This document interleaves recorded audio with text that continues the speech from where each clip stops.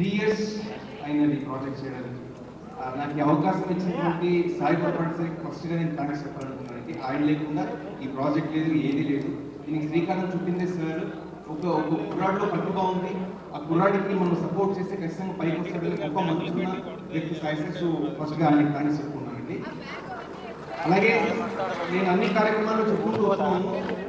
నా దైవం పునీత్ రాజ్కుమార్ సార్ ఆయన ఆశీర్వాదంతో, ప్లస్ నేను అత్యంత ప్రేమించే జూనియర్ ఎన్టీఆర్ సార్ ఆయన ఆశీర్వాదంతో ఒక నటుడు అనేసి నా తల్లు వచ్చినటువంటి ఆలోచన అండి. బట్ ఎవరి పాటలు విని నేను యాక్ట్ అవ్వాలనుకున్నానంటే అది ఓన్లీ డిఎస్పీ సార్ అండి.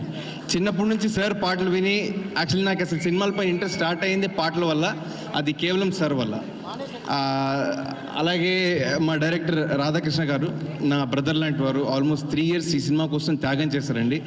చాలా హార్డ్ వర్క్ చేసి 3 years స్క్రిప్ట్ పైన కానివ్వండి, ప్రాజెక్ట్ పైన కానివ్వండి డెడికేట్ చేసి ఈ సినిమా చేశారు. ఖచ్చితంగా నా కోసం ఈ సినిమా 1% సక్సెస్ అవ్వాలని నేను కోరుకుంటే, ఆయన కోసం 99%, సాయి సార్ కోసం 99% నేను కోరుకున్నానండి.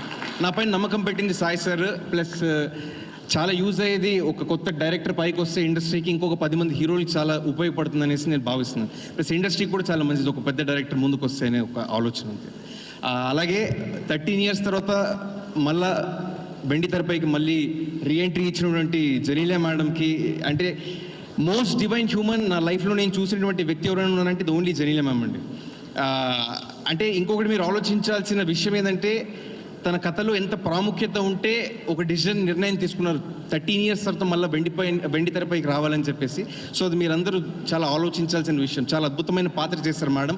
మీరు రెగ్యులర్గా చూసేటువంటి బబ్లీ క్యారెక్టర్ అలాంటిది ఏం కాదు, చాలా unique character, well thought, well return character ma'am చేశారండి. అండ్ అలాగే central sir sir thanks a lot sir.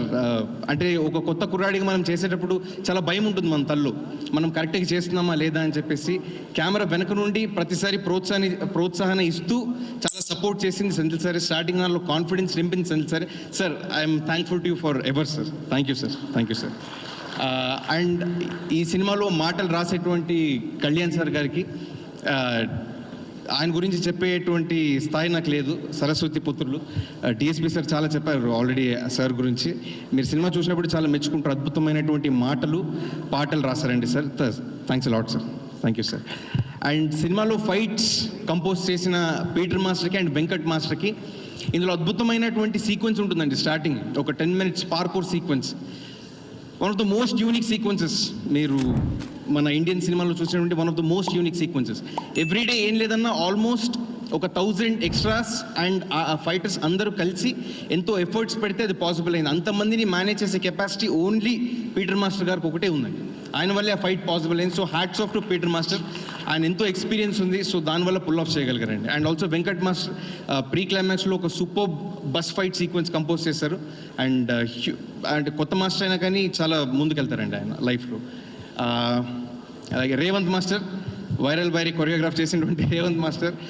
And zoo junior అని చెప్పేసి టైటిల్ సాంగ్ కూడా ఇందులో కొరియోగ్రాఫ్ చేశారండి.